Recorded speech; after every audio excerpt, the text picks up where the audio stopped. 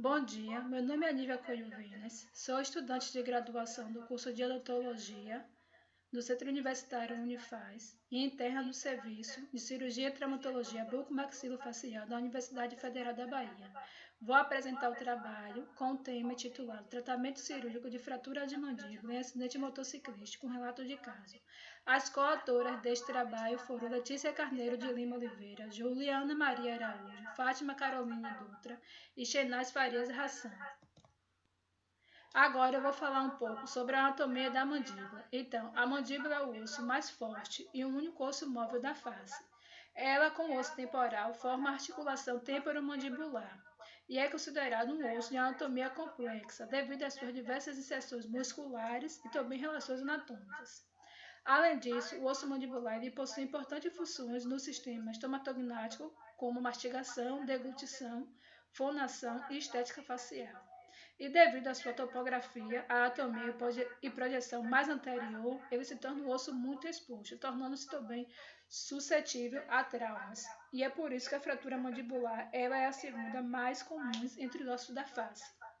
A mandíbula é dividida em corpo, que é essa região mais mediana aqui, em ramo, que é essa região mais ascendente e posterior, onde podemos ver o côndilo e o processo coronóide, e um ângulo que é o encontro entre o ramo e o corpo. Segundo a literatura, as principais causas de fraturas mandibulares são acidente com veículo de motor, violência interpessoal como agressão física, quedas como quedas da própria altura e acidentes esportivos. Segundo Fonseca, as regiões mais afetadas em fratura de mandíbula são ângulo, côndilo, sínfise, corpo, ramo mandibular e processo coronóide. O objetivo deste trabalho é relatar um caso clínico sobre o tratamento aberto de fratura de mandíbula após acidente motociclístico, salientando a importância desse osso para o sistema estomatognático e também para a estética facial do paciente. Agora irei abordar o relato de caso. Paciente do sexo masculino, 39 anos, compareceu à emergência do Hospital Geral do Estado da Bahia, HGE, após ser vítima de acidente motociclístico, cursando com trauma em face. Ao exame físico bucomaxilofacial, o que foi que notou-se? Notou-se aqui no caso, nessa vista frontal e essa vista crânio-caudal, presença de edema e equimose periorbitária, escoriações em região frontal e região de golumela nasal, e também podemos observar aqui nesta vista crânio-caudal um edema nessa região aqui de parassínfise.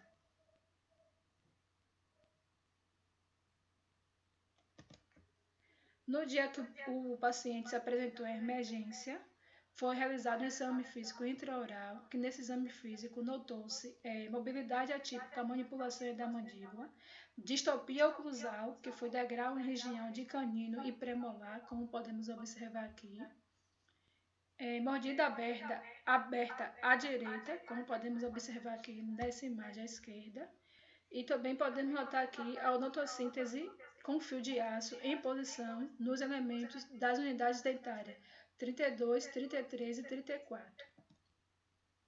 Ao exame de imagem que foi realizado, tomografia de face, no corte coronal axial e reconstrução 3D, nota-se sinais sugestivos de fratura de parassínfise esquerda e corpo mandibular direito.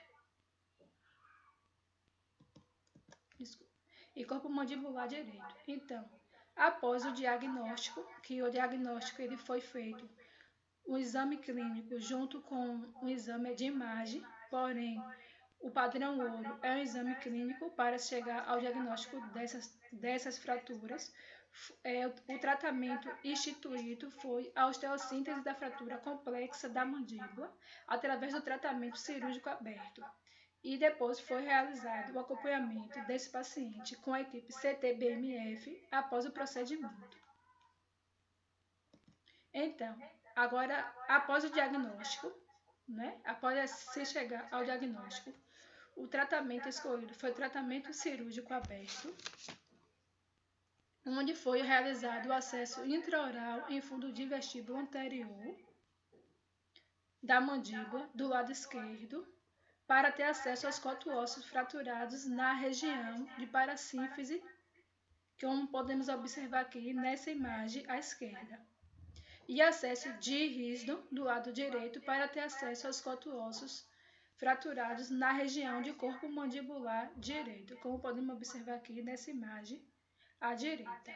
Então, após isso, foi realizada, após a incisão, no caso, o acesso, foi realizada a divulsão por planos e depois a exposição desses coto-ósseos fraturados, né?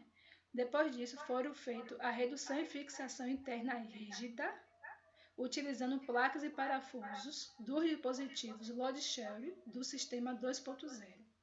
Neste caso, foi realizada a fixação dos fragmentos em região de tensão com uma placa de 4 furos e 4 parafusos e em região de compressão com a placa de 4 furos e 4 parafusos nas fraturas de parasínfise, como podemos observar aqui nessa imagem à esquerda. E, além disso, foi realizada a fixação dos fragmentos ósseos na região de corpo mandibular direito com a placa de 4 furos e 4 parafusos e uma placa de 6 furos e 5 parafusos, como podemos aqui observar nessa imagem à esquerda. Então, o objetivo do tratamento das fraturas mandibulares é restabelecer a oclusão, a função, a anatomia e estética, não é isso? Então, isto é feito através da redução e fixação desses fragmentos ósseos. Portanto, conclui-se que as fraturas mandibulares elas representam o risco ao paciente quando na presença de alguns sinais e sintomas, como trismo, presença de distopia oclusal e traços desfavoráveis. Sendo assim, quando desalinhadas e desfavoráveis, as fraturas devem ser tratadas corretamente e efetivamente, a fim de se evitar problemas funcionais e estéticos ao paciente.